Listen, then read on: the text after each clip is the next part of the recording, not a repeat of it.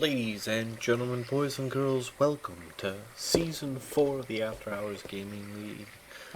I'm JW Schmo, your host, and today I have an epic battle between two B-League superstars. We've got Raytheon matching up against Epic in the preseason Week 2 matchup. Let's get to the action. In the bottom corner playing is the blue Protoss for Epic is Sundal. And in the upper corner playing for Raytheon as the red Protoss is Belgrade. Now in the first matchup we saw our Protoss puzzle for Team Raytheon do some fantastic Oracle plays. He was able to surprise Rook, who was caught unawares when the Oracle took out his main mineral line on his main base. This left Raytheon up 1-0. We're going to see if Asundal can right the ship for Epic, where Belgrade is just going to bring home the hurt. We do see an early scout here from Asundal. This is much earlier than you normally see from a Protoss, however. Given the trickery that Raytheon is known for, he could be looking for that cannon rush. However, Belgrade does look like he is putting the gateway down. This does mean that Sundal has nothing to be afraid about as far as that early cannon. Sundal, I just love saying that name. Sundal is going to be putting down a gateway for himself. We do have the simulators going down. Action.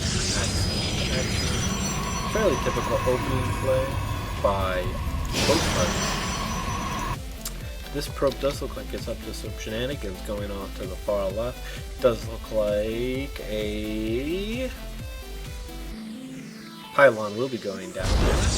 Excellent. Asundal going for some proxy play here. I like it. I like the early aggression as seen by the eyes. Oh yeah. Belgrade not suspecting anything at this point, not really scouting, going with the 2-2 gas. That's typically DT play. That could be also some form of Stargate play, but definitely not seeing yet this pylon. That does give the Sundal the advantage. Not just some commentary in the lull. We do have two casters this season, other than myself, possibly three, however that third individual is not confirmed yet.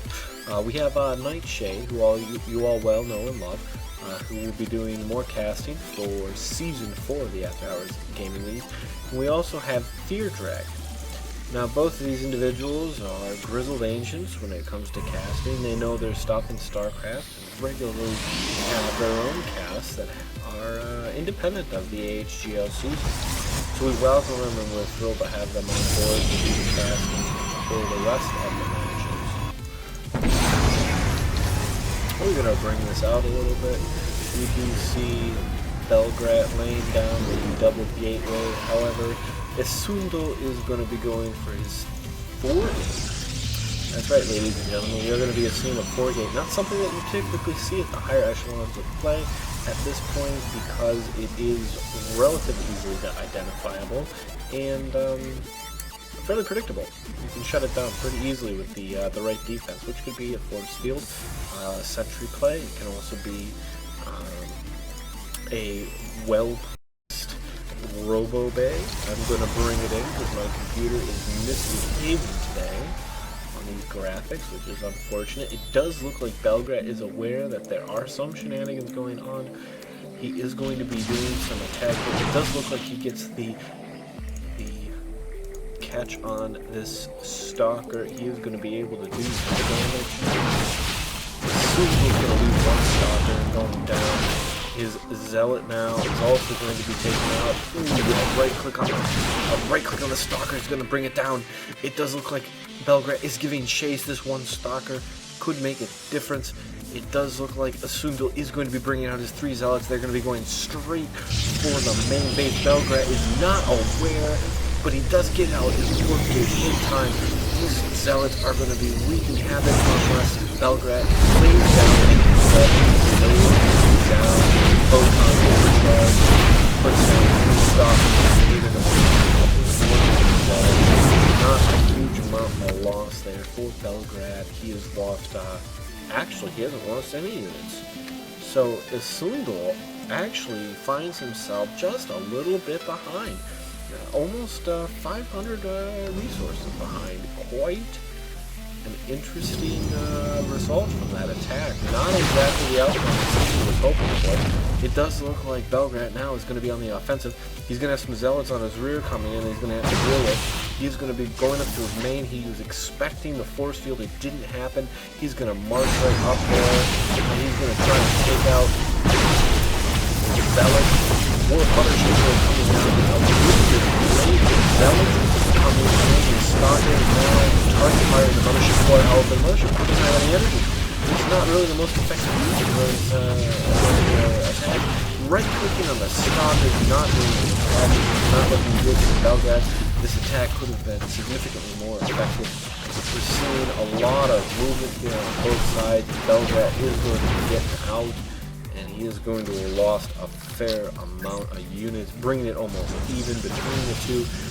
Belgrade is going to have to make a retreat at this point. He was trying to target fire that stalker, however, just too much going on.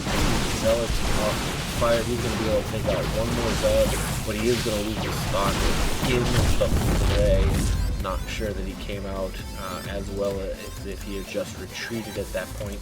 This does give Isundal time to put down his natural, putting him a little bit ahead. Belgrade a little bit higher though on the overall the supply count. So just looking at APM right now, both right around the 100 mark. Looking at averages, does look like Belgrade's a little bit higher, but that doesn't mean much because starting off the game, sitting there doing single clicks will bring you down quite quickly. Sundal does have his natural. It doesn't look like Belgrade does have his yet, and also Sundal still has that that pilot out, that proxy pilot that can be very effective in offering a counter. Belgrade. Belgrade's got the robo bag. However, I'm not sure that's going to do a huge amount of distance against these zealots. These zealots are not the hard counter. These mortals not going to hard counter these zealots. They are going to hard counter as stalkers though, which is what he is counting on. Belgrade hoping to target fire these zealots. He does have his proxy fire. Bringing in more stalkers. He's getting the movement. He's got to be careful with this. Morgan's key was offensive, and shields are down. He needs to keep it alive. Doing that, Sundal is not target firing, and that is going to cost him dearly. It does look like a major engagement here, and Sundal is going to have to come back and retreat and push the GG. So ladies and gentlemen, after 2 matches, Epic is now down 0-2. They need to make a major push in order to stay relevant in this matchup. Belgrade making a very decisive Game 2 victory for Raytheon. This is JW Schmo from Team Raytheon. Thank you for joining in, and I look forward to seeing you again for game number 3.